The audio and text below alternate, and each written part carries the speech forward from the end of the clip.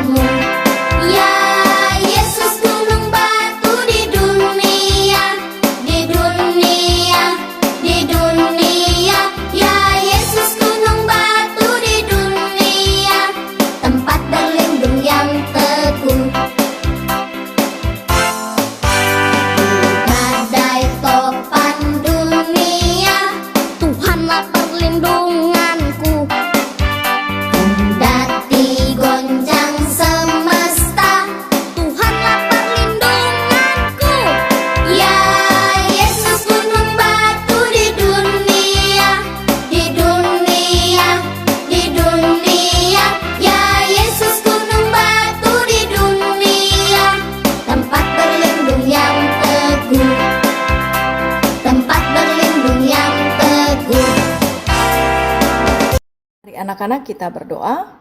Tuhan Yesus yang baik, kami berterima kasih karena Engkau begitu mengasihi kami.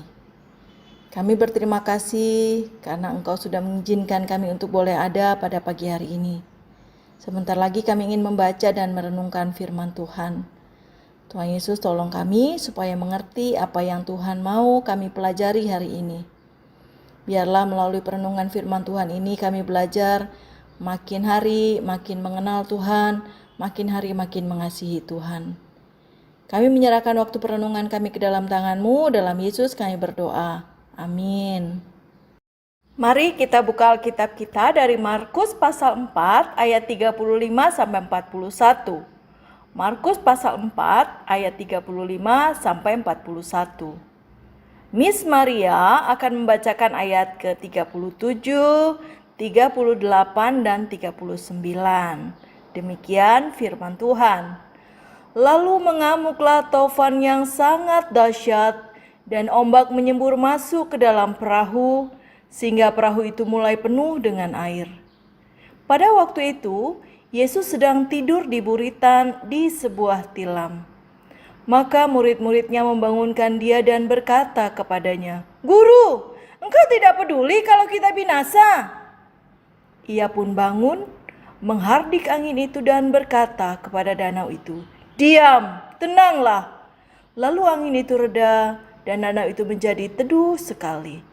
Markus pasal 4 ayat 37 sampai 39.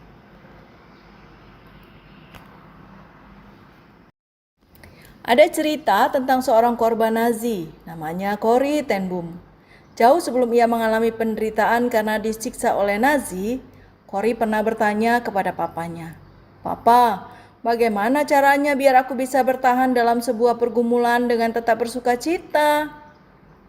Papanya kemudian menjawab dengan memberikan sebuah gambaran. "Anakku, kalau Papa menyuruhmu pergi ke sebuah toko, Papa tidak akan berikan uang belanjanya saat kamu sedang bermain. Papa akan berikan uang itu saat kamu benar-benar siap untuk pergi ke toko itu." Dan itulah rupanya yang mungkin menjadi alasan Corrie sehingga dia bisa bertahan dalam badai siksaan tentara Nazi pada waktu itu. Karena Corrie tahu bahwa Tuhan berikan kekuatan untuknya agar dia tetap bertahan dan memperjuangkan kehidupannya. Anak-anak, hari ini kita akan belajar tentang merdeka di tengah badai. Danau Galilea merupakan muara dari sungai Yordan yang mengalir dari arah utara. Dalam keadaan biasa, Danau Galilea tampak tenang, tetapi sewaktu-waktu bisa terjadi badai. Danau Galilea memang terletak di lembah yang dikelilingi bukit-bukit, sehingga memungkinkan angin bertiup secara tiba-tiba dari atas bukit. Firman Tuhan yang kita baca hari ini menceritakan bahwa setelah melayani orang banyak hingga sore hari, Yesus mengajak murid-muridnya menyeberang danau dan menjauh dari orang banyak. Di atas perahu, Yesus pun tertidur. Namun, saat Yesus tertidur, terjadi badai yang sangat dahsyat yang membuat murid-murid menjadi takut. Beberapa dari antara murid Yesus adalah nelayan yang berpengalaman. Karena itu mereka tahu betul betapa mengerikannya bahaya yang menghadang mereka akibat badai dahsyat itu. Dalam kesibukan untuk mengatasi masalah yang sedang terjadi, mereka pun membangunkan Yesus. Renungan hari ini mau memberitahu kita bahwa badai bisa terjadi kapan saja. Tidak ada jaminan bahwa hidup akan baik-baik saja. Bukannya Tuhan tidak membiarkan hidup kita aman dan tentram, tetapi kadang ada hal-hal yang diizinkan Tuhan terjadi pada kita untuk membangun iman kita. Iman kita perlu bertumbuh. Pertumbuhan iman menjadikan kita kuat. Kapan iman kita bertumbuh? Salah satunya melalui masalah, melalui pergumulan. Karena itu, penderitaan yang kita alami bisa menjadi peluang untuk membuat iman kita kuat atau membuat iman kita lemah. Tergantung dari bagaimana respon kita terhadap penderitaan. Badai dalam hidup kita adalah cara kita berjumpa dengan Tuhan. Menariknya anak-anak, di dalam perahu Yesus tidak diam, tetapi dia bertindak. Dia bertindak menurut waktunya, dan waktunya selalu tepat, tidak pernah terlambat. Kita pun perlu memiliki respon yang tepat ketika kita sedang menghadapi masalah. Badai yang datang menerpa hidup kita adalah proses kita untuk belajar berserah kepada Tuhan, belajar mengerti kehendak Tuhan. Allah mendidik kita menjadi generasi yang kuat, bukan generasi yang lemah dan rapuh. Allah ingin kita bisa menghadapi persoalan dengan mata dan iman yang tertuju kepada Tuhan.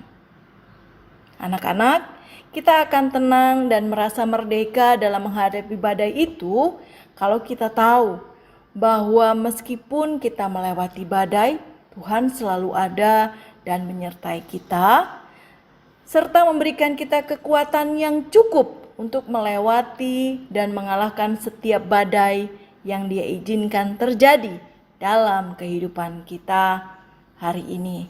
Amin. Anak-anak, mari kita menuliskan dan membacakan 3 pertolongan yang Tuhan sudah berikan saat kita menghadapi masalah atau badai kehidupan.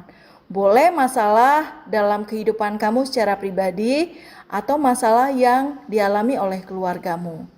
Tuliskan dan ceritakan kepada teman-teman di kelas. Selamat mengerjakan. Mari anak-anak kita berdoa mengakhiri renungan kita pada pagi hari ini.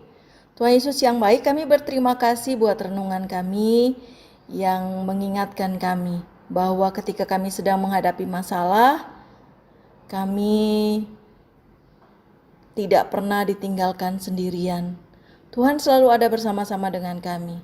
Oleh karena itu Tuhan Yesus, kami mau menjadi orang-orang yang kuat karena kami tahu di tengah badai pun Engkau ada bersama-sama dengan kami.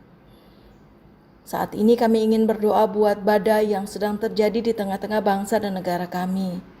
Tuhan Yesus, kami berdoa untuk pandemi COVID yang masih terus terjadi di Indonesia. Tuhan berkati tenaga medis, para perawat, tim dokter. Berikan mereka sukacita, kesehatan, kekuatan untuk boleh terus merawat pasien COVID-19. Terima kasih. Karena di Jakarta sudah mulai banyak orang-orang yang sembuh dari COVID. Kami terus berdoa untuk daerah-daerah lain di Indonesia. Tuhan Yesus tolong supaya teman-teman kami, masyarakat Indonesia yang ada di luar Jakarta boleh Tuhan juga berikan kesehatan dan kesembuhan. Kami terus berdoa supaya pandemi ini boleh segera berakhir dan kami boleh kembali ke sekolah. Berkati sekolah kami Tuhan Yesus, berkati guru-guru yang mengajar kami, berikan guru-guru kami kesehatan, kekuatan, sukacita, sehingga ketika kami berinteraksi dengan guru-guru kami boleh merasakan kasih Tuhan melalui tutur kata pengajaran guru-guru kami.